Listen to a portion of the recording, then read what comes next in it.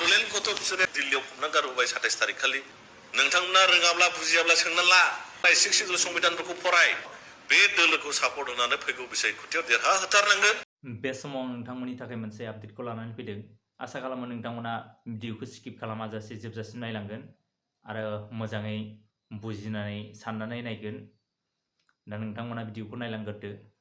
जे जोङो बड'लेण्ड गथ' बिसोरो गोदोना सिमब्रिनानै खबरस्थान होनानै दिल्लीयाव फबना गारबोबाय 27 तारिख खालि दा मोनखानाय बिटिसिखौबो दानि समाव बिटिआरनि मुङै बिटिआर भुटनि नामै मलग्लब जोबनानै जे जोंखौ सिरिस्थायनि एग्रिमेन्ट पिस एग्रिमेन्टनि नामै बर'फोरखौ आबार आसाम रायजोनि सिङाव हान्थु खरायनानै बिबाबायनानै जोङो जानाङो बे परिस्थितिखौ दानि एबसु आरो इउपिपिएल बिनि सहयोगी जायफोर जेसेबां दल संगठन दङ बे खामानिखौ मावगासिनो दङ।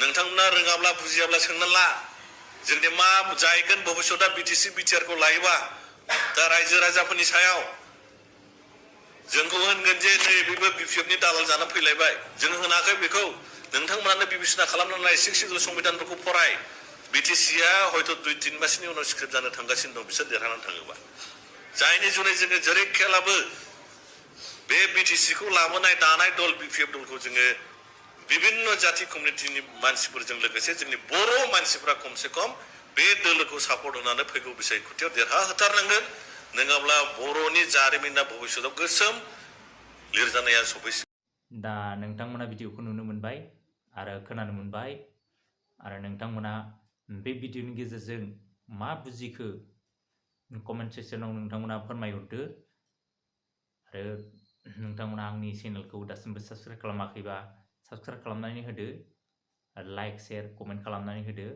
जाहाथे आं नोंथांमोननो गोदान आपडेटफोरखौ लाबोबाय थानो हायो आरो थाबैनो दैथायहरनो हायो। गोजोन्थों।